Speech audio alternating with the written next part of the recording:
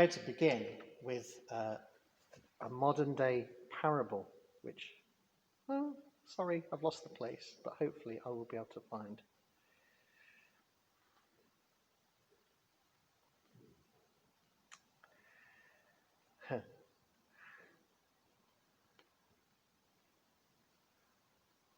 That's great. Can't find it now.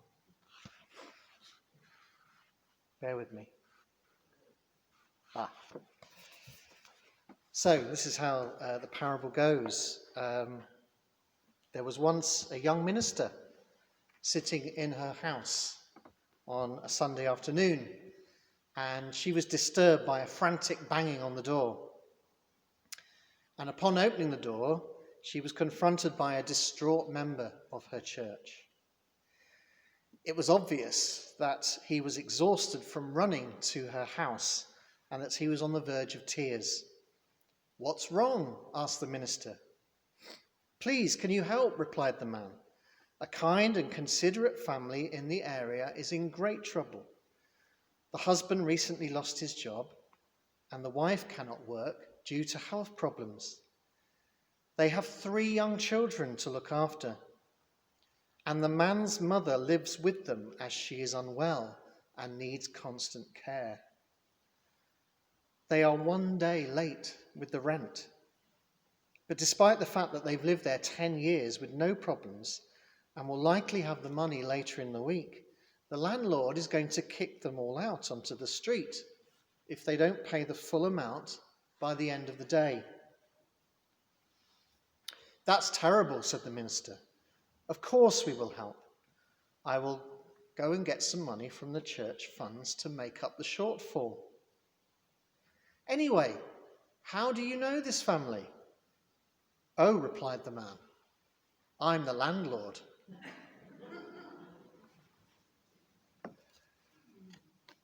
Thank you to Peter Rollins, modern parable teller, amongst many other things. And it points out the danger that there always is in the religious life. That what we profess to believe in our hearts does not translate into our daily lives.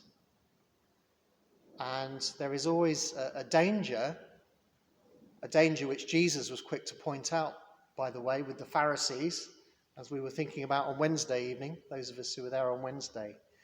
There's always a danger that we religious people end up living lives of hypocrisy rather than integrity. Not so the author of Psalm 26.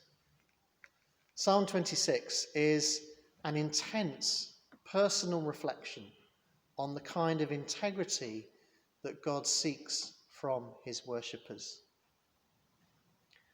And at the heart of the psalm is worship, public worship. The psalmist writes, "I wash my hands in innocence and go around your altar, O Lord, singing aloud a song of thanksgiving and telling all your wondrous deeds. O Lord, I love the house in which you dwell and the place where your glory abides." And then right at the end of the psalm, he writes, "In the great congregation, I will bless the Lord." So this is about public worship. It's about worship in the temple. And whether the author of this psalm is David, which is the traditional understanding, or whether, as some commentators would have it, this is actually written, or at least partly written, by one of Israel's worship leaders in the temple, this person loves to spend time in God's house, and he loves to spend time amongst God's people. I'm guessing that in either role, either as king or as worship leader, he didn't actually have much choice. In ancient Israel, attending public worship was far more at the centre of national life than it is, say, in our nation today. And I'm sure we are increasingly aware, or we've become increasingly aware, over the years, as the years have gone by, that on a Sunday morning, there are more and more options. There are more and more alternatives for people to get involved in on a Sunday morning, whether that's sport, or whether that's going jogging, or whether that's going to the gym, or whether that's sitting out on a nice pavement cafe somewhere with the Sunday newspapers. Sunday mornings have completely changed. And Sunday mornings have been completely changed again by the pandemic. And so I want to say thank you to those of you who are here this morning. Thank you for your commitment and your passion that reflects the person who wrote this psalm. This passion to be in God's house with God's people. There is quite no other place like it. And no online service will quite do it. I think that's a lot of people, hopefully what a lot of people are realizing by now. There is no substitute for gathering together in God's special places with God's special people. But public worship is only half the story in this psalm, because the psalmist realizes very much that the life of faith is not just about public worship, important though that is. It is also about public morality. What we do in the house of God, unlike our landlord, should spill over into the rest of our lives and our relationships. There should be an integrity between how we act in church or the temple or wherever, and how we act in everyday life. And Psalm 26 is a reflection on that integrity in the psalmist's life as a whole. So in verses 1 and 11, he speaks about a blameless life. He speaks about a life of integrity. In terms of the company the psalmist keeps, he says this, verses 4 and 5, I do not sit with the worthless, nor do I consort with hypocrites. I hate the company of evildoers and will not sit with the wicked. This doesn't necessarily mean that he never associates with these kind of people. It's more about the fact that he doesn't share their rather dubious values and morals. In the Hebrew, to sit with somebody means to share somebody's outlook on life, to share somebody's values. So it doesn't necessarily mean he's being all holier than thou and, never going places where people need to have holy people around, which is, of course, what Jesus did a lot. It's more about he doesn't share these people's values. The psalmist realizes that to live a life of faith will be to live a life that's counter many of the values that are around him, the prevailing values in the society around him. And sadly, that is a fact in many places around the world, whether that's today or in times gone by. We like to think we live here in a nation where, honesty and uprightness are still valued. I'd like to think so anyway. But take somewhere like Russia, for example. A good friend of ours is a Russian teacher, and he regularly regularly takes trips to Russia. And it's just a fact of life. If you want to do anything in Russia, particularly if you're foreign from outside the country, you simply have to bribe your way through daily life. He's about to take a party of kids to Russia, and he gets a phone call from the Russian embassy 2 days before, asking for, extortionate amounts of money, for otherwise visas will get cancelled. And then once they get there, so this thing goes on. And bribery is actually mentioned here as one of the things that this psalmist, he really abhors. He recognizes this is a way of living and a way of life that he does not want to have any truck with.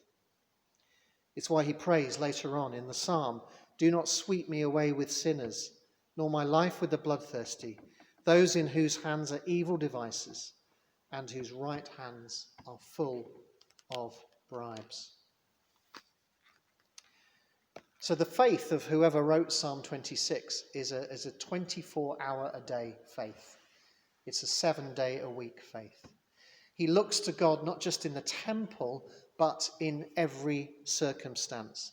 And that's why he prays at the beginning, "Vindicate me, O Lord, for I have walked in my integrity.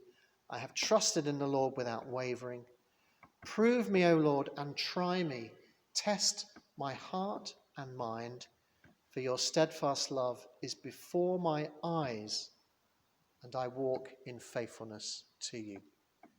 That's where the life of integrity begins. It begins in the heart, it begins in the mind, it begins in the eyes. And from there is this benevolent spiral of goodness and uprightness, which spirals into the rest of the psalmist's life. There is an integrity here between religious life and secular life, so-called. There is an integrity here between inward faith and outward behaviour. But this is not always an easy calling. As Jesus reminds us in our gospel reading, such integrity always, inevitably, involves some kind of cross. Because when we look to God in every circumstance of life, we inevitably, in some way, we do end up swimming against the tide of a culture which so often tells us that the purpose of life is to please ourselves. And it takes courage and sacrifice to live a life that is not about pleasing ourselves, but actually is about serving God and serving neighbour rather than ourselves. So somewhere along the line, there will always be a cross. And Jesus wants his followers to be under no illusions about this.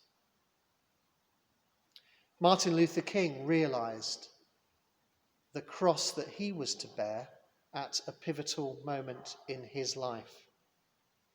He wrote this: "If a man happens to be 36 years old, as I happen to be, and some great truth stands before the door of his life, some great opportunity to stand up for that which is right and that which is just, and he refuses to stand up because he wants to live a little longer, or he's afraid his home will get bombed, or he's afraid that he will get shot, that man may go on and live until he's 80.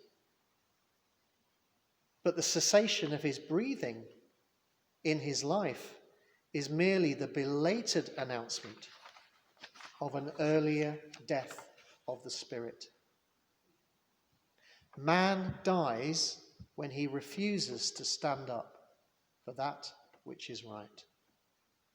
A man dies when he refuses to take a stand for that which is true.